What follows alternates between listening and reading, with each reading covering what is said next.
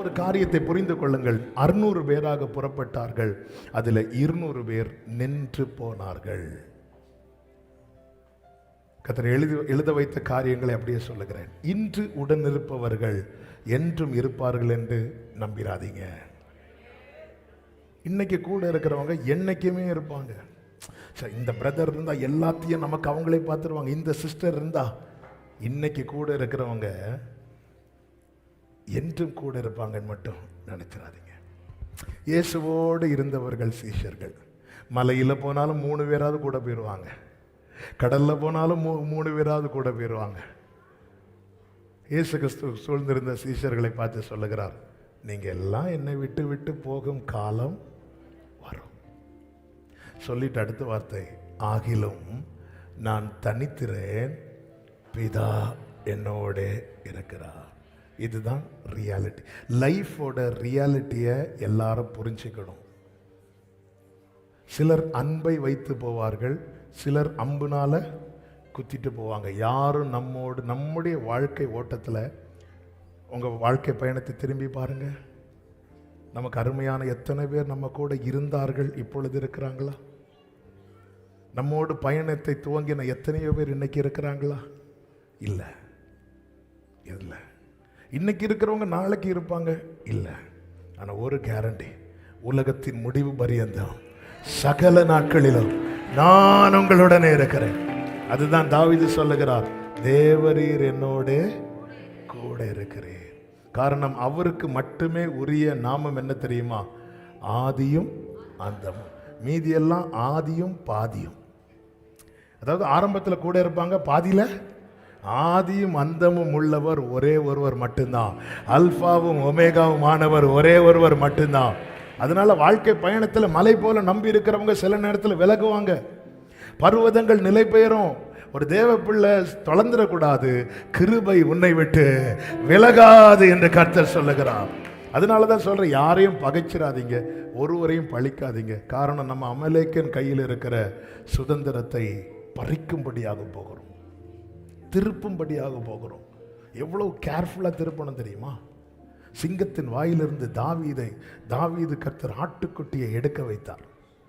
அப்போ பற்களுக்கு இடையில ஆட்டுக்குட்டியை கேர்ஃபுல்லாக எடுக்கலைன்னா இதுக்கு சிங்கமே சாப்பிட்டு கொஞ்சம் கௌரவமாவது இருக்கும்.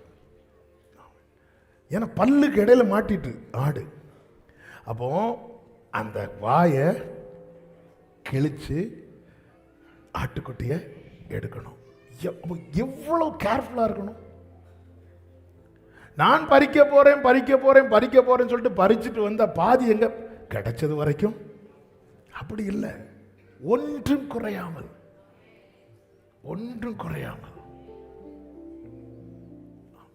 கர்த்தர் நமக்கு தந்த ஆசீர்வாதம். உன் தானியத்தை சத்துருக்களுக்கு ஆகாரமாக கொடுக்க மாட்டேன். இன்னைக்கு நான் காலையிலிருந்து நைட் வரை பிரயாசப்படுறேன், சத்துரு வந்து அதை பறித்து கொண்டு போறான்னா நான் அலர்ட்டாக வேண்டாமா? நான் ரெடியாக வேண்டாமா? நமக்கு யுத்தம் மாம்சத்தோடு இரத்தத்தோடும் அல்ல.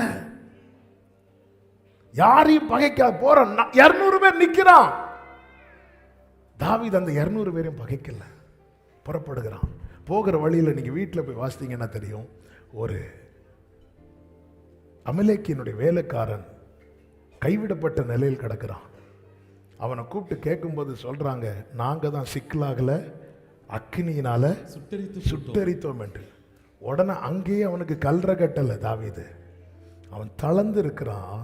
அவனுக்கு அப்பமும் தண்ணீரும் கொடுக்கிறான். தீமை செய்தவனுக்கும் நன்மை செய்கிறான். ஏன்னா யார் அடிக்க போறோம்? அமலேக்கியன் அடிக்க போறோம்.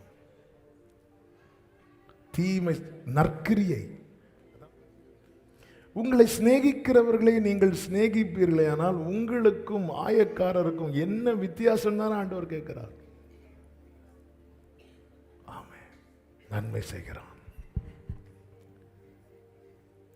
நாம் பயணிக்கிற பாதை ரொம்ப முக்கியம். ஏன்னா அவன் வழியில போய் அவனிடத்திலிருந்து பறித்து கொண்டு திரும்ப வரணும். கரை படுத்துகிற, சத்துரு உரிமை பாராட்டுகிற எந்த மாம்ச கிரியைக்கும் இடம் கொடாதபடிக்கு வாக்குத்தத்தம் உடையவன் ஜாக்கிரதையா இருக்கணும். அந்த இடத்துல நம்முடைய நியாயம், நமக்கு நிறைய நியாயங்கள் உண்டு. தன் சொந்த மாம்சத்தை பகைத்தவன் ஒருவனும் இல்லையே. நம்ம உடனே நம்ம நியாயத்தை தான் எடுத்து வைப்போம். இல்லை, நம்மை தேவன் சுதந்திரிக்கும். அந்த 600 பேர் நடுவில் தாவீது, உன் கையில் அந்த கீயை நான் கொடுக்குறேன், உன் கையில் அந்த அதிகாரத்தை நான் கொடுக்குறேன், உன் கையில் அந்த உத்தரவாதத்தை கொடுக்குறேன். அந்த 600 பேர் ஒன்றை பகைக்கட்டும், நீ அந்த 600 பேரை பகைச்சிடாத.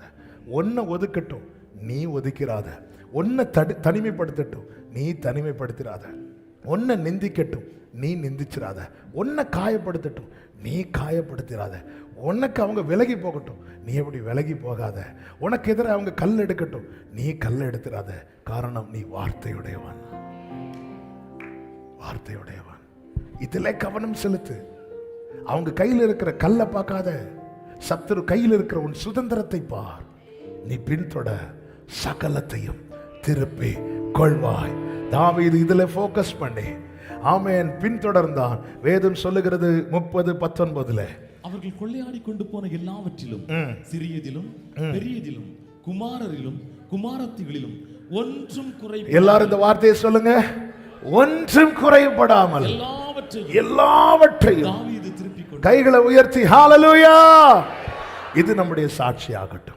இந்த வருடத்தின் ஆரம்பத்தில் பயணிக்கிற பாதையை குறித்து கவனம் செலுத்த பரிசுத்த ஆவியானவர் சபைக்கு உணர்த்துகிறார், எச்சரிக்கிறார்.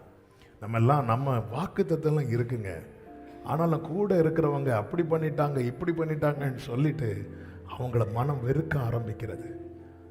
நம்ம டிலே பண்ண சத்துரு கையில் இருக்கிற நம்முடைய சுதந்திரம் என்ன பாடுபடுதோ. ஆமென். மோசே தாமதிக்க எகிப்தில் கூக்குரல் கேட்டுட்டே இருக்கு. ஆமென். கர்த்தர் கோபம் வந்து கோபம் கொண்டாராம். ஆமென். இல்லை, நான் இப்படி தான் இருப்பேன், நான் என் கடினத்தில் இப்படி தான் இருப்பேன். நம்ம சுதந்திரம்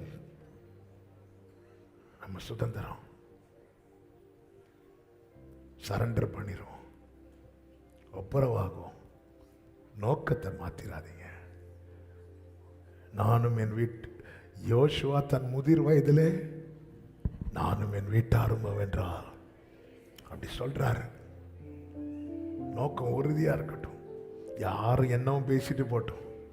கர்த்தர் நமக்கு கொடுத்த சுதந்திரம் சத்துரு கையில் இருக்கக்கூடாது.